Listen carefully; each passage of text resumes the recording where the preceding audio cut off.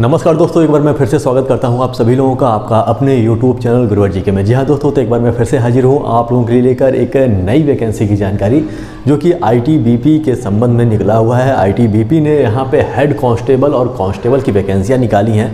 लेकिन आगे बढ़ने से पहले मैं आपसे बता दूँ कि यह कोई सामान्य हेड कांस्टेबल या कांस्टेबल की भर्ती नहीं है। यह टेक्निकल क्षेत्र से संबंधित भर्तियाँ हैं जो कि मोटर मैकेनिक की भर्तियां निकली हुई हैं। जी हाँ दोस्तों, यहाँ पे हेड कांस्टेबल मोटर मैकेनिक और कांस्टेबल मोटर मैकेनिक की भर्तियां निकाली गई हैं, जिसके लिए विशेष योग्यता भी होनी चाहिए। तो आप लोग से मैं पहले बता दूं कि ये कोई सामान्य भर्ती नहीं है। सामान्य अभ्यर्थी जो सामान्य रूप से जो हेड कांस्टेबल या कांस्टेबल के लिए भरते हैं वो इस फॉर्म को नहीं भर पाएंगे। आइए हम इसके बारे में जानते हैं वह तमाम जानकारी जो कि एक अभ्यर्थी जो इस फॉर्म को भरना चाहता है उसे जानना आवश्यक है कि कौन कौन इसके फॉर्म को भर सकता है, और वह तमाम डिटेल्स बताऊंगा मैं इस वीडियो में। तो आइए शुरू करते हैं। सबसे पहले मैं बताता हूं कि यह ऑनलाइन फॉर्म कब से भरा जाना प्रारंभ होगा। तो 29 अक्टूबर 2022 से लेकर 27 नवंबर 2022 तक आप इसके फॉर्म को भर सकते हैं। लगभग एक महीने का आपको समय मिल रहा है इसके फॉर्म को भरने के लिए। आज के डेट से आप इसके फॉर्म को भर सकते हैं।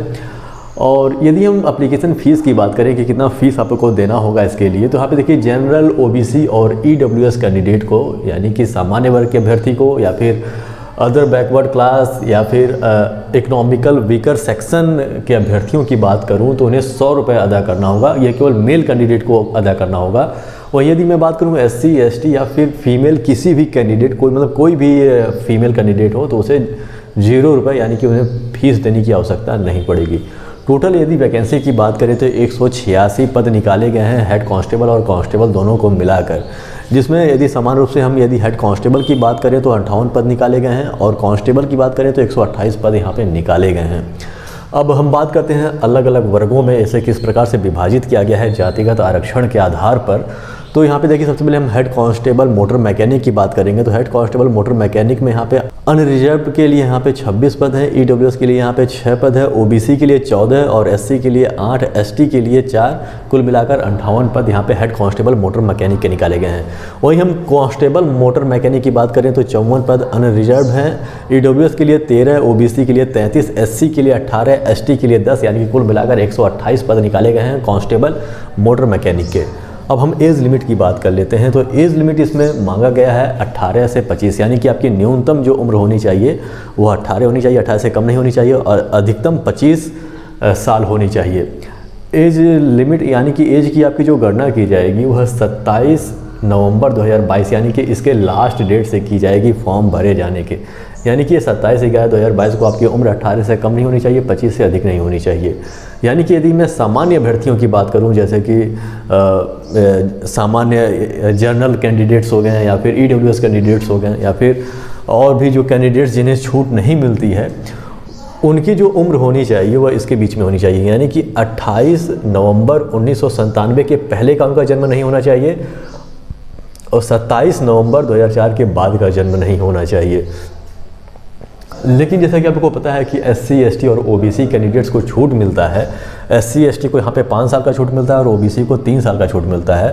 तो यहाँ पे देखिए, SC, ST कैंडिडेट जो हैं उनकी जो उम्र होनी चाहिए वह 28 नवंबर 1992 के पहले का नहीं होना चाहिए, और 27/11/2004 के बाद का नहीं होना चाहिए। यदि इसके बीच में इनका जन्म हुआ है या फिर इस तारीख को भी इनका जन्म हुआ है तो इस फॉर्म को भर सकते हैं। OBC कैंडिडेट जिन्हें 3 साल की छूट मिलती है, इनका जन्म जो है वह 28 नवंबर 1994 के पहले का नहीं होना चाहिए, और 27 नवंबर 2004 के बाद का नहीं होना चाहिए। एजुकेशन क्वालिफिकेशन हम समझ लेते हैं। एजुकेशन क्वालिफिकेशन की 2 वैकेंसी है हेड कांस्टेबल और कांस्टेबल की, तो इसमें एजुकेशन क्वालिफिकेशन भी इसमें अलग अलग मांगा गया है।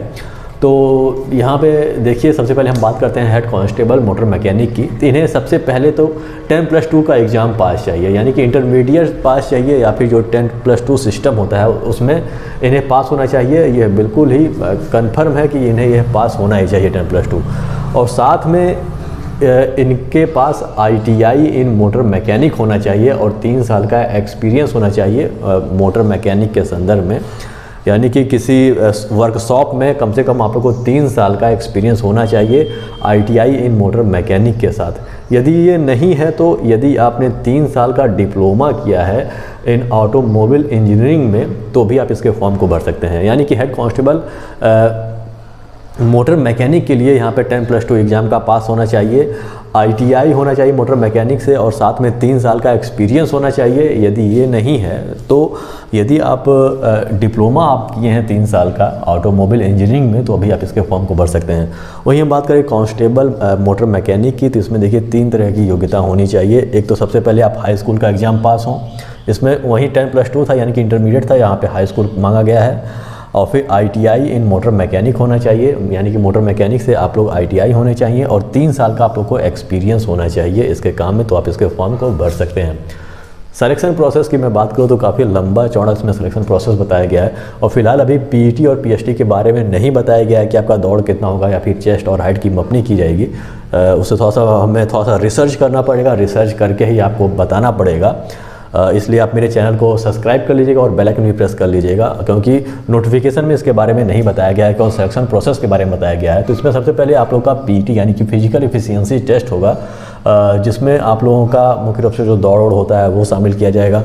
PST में आप लोगों के चेस्ट और हाइट की मपनी की जाएगी, फिर आप लोगों का डॉक्यूमेंट वेरिफिकेशन किया जाएगा, रिटन एग्जामिनेशन होगा और स्किल टेस्ट होगा, यानी कि जो काम आप करने जा रहे हैं उससे संबंधित वहाँ पे आप लोगों को काम करके दिखाना पड़ेगा कि आप स्किल्ड हैं या नहीं हैं।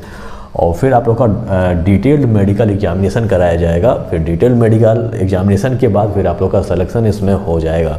तो दोस्तों यही जानकारी देनी थी। आशा करता हूँ कि जानकारी आप लोगों को समझ में आ गई होगी और वीडियो अच्छा भी लगा होगा। यदि वीडियो अच्छा लगा तो इसे लाइक कर दीजिएगा, हमारे चैनल को सब्सक्राइब कर दीजिएगा और बेल आइकन भी प्रेस कर दीजिएगा, ताकि जब हम नई वीडियो लेकर आएँ तो उसकी जानकारी आपको हो सके। तो हमारे साथ बने रहने के लिए बहुत बहुत धन्यवाद। मिलते हैं अपने अगली वीडियो में।